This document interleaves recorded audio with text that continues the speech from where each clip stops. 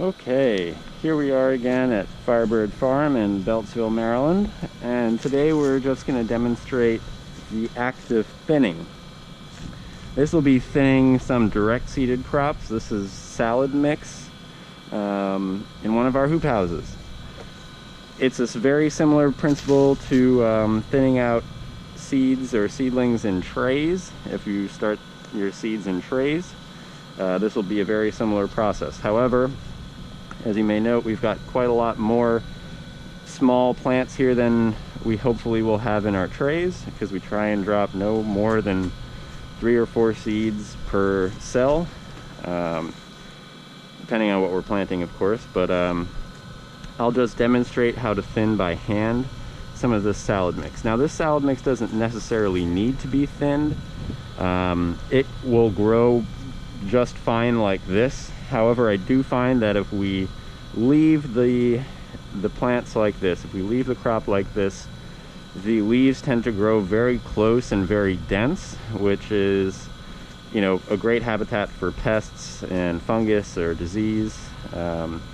So I find that thinning them out just a little bit helps there be some kind of airflow around all of the individual plants, although they'll kind of be right on top of each other, especially when they grow larger.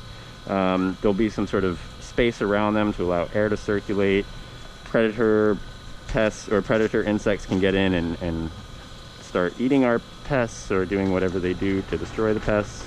So what we'll do here is, just to get started, is basically I'm trying to make it so that there are only a couple plants per like square inch. So imagine I have, like, you know, a section of my finger is about an inch. We've got about an inch here, an inch there. That's a square inch. We want to try and thin, there's maybe about 10 plants in that little square inch, so I'm going to try and thin that out to maybe 3 or 4. The best way to do that is with a scissors. That's the most kind to the plants. What I'm going to try and do, I mean, that will take quite a long time. We've got about a 75-foot row here, 3 lines. I'm only one person right now, so that's going to take quite a while. But having a scissors to come in and just sort of gently below this first leaf right here, see how there's that small tiny leaf? If I were to cut anywhere at the stem below that first leaf, it would kill the plant. So I'd want to come in with my scissors and just sort of snip out, sort of like I'm cutting hair, a bunch of plants to leave only 3 or 4 remaining. Now, what I'm going to try to do here, because I don't have my scissors and I think that's going to take too long, is try and use my fingernails. And I'm just going to do the same thing, but I'm going to try and just pinch below that neck there.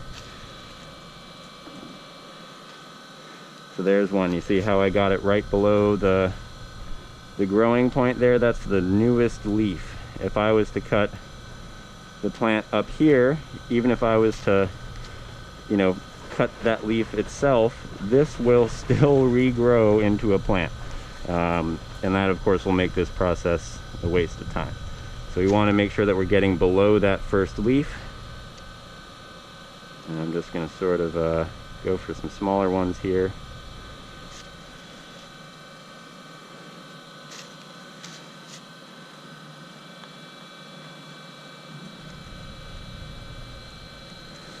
So yeah, this is what I'm looking for in the end. So you see how there's quite a lot more space around these.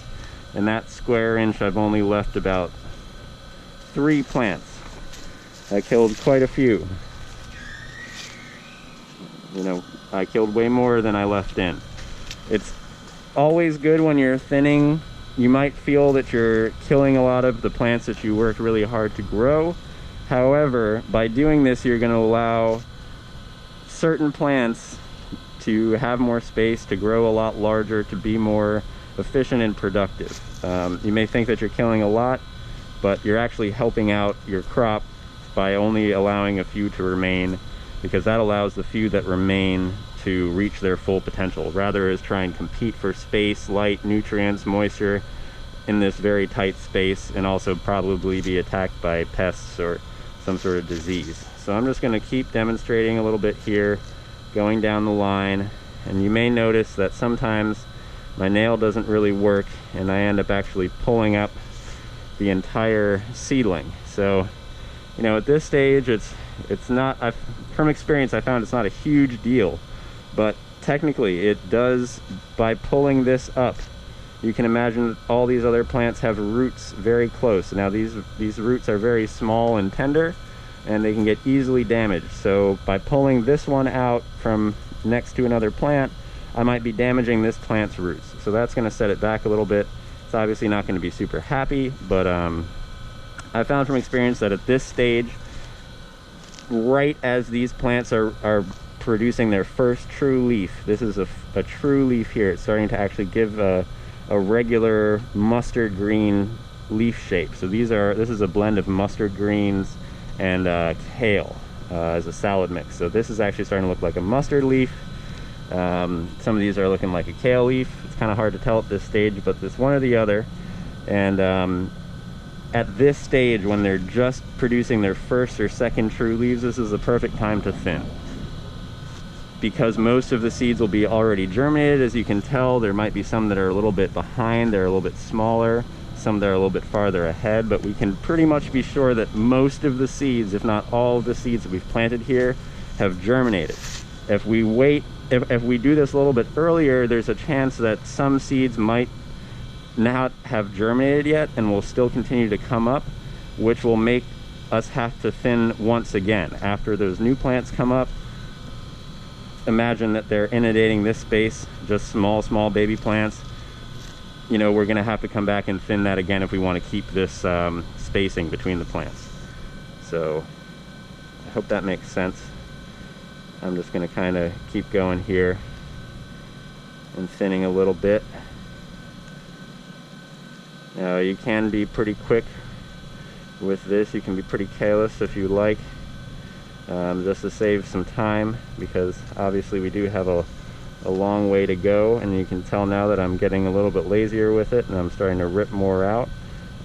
Again, I'm not too worried about that, since from experience I can tell you that it's not a huge deal. It's not going to set your plants back a heck of a lot. But I don't know, you might be working with different soil, different seeds, which perhaps could make a difference. The delicacy of the variety might not tolerate that. If your soil isn't quite so nutrient rich as it is here, those plants will have a harder time reestablishing their root system after they go through the trauma and stress of having a nearby plant ripped out, which will of course affect that plant's roots.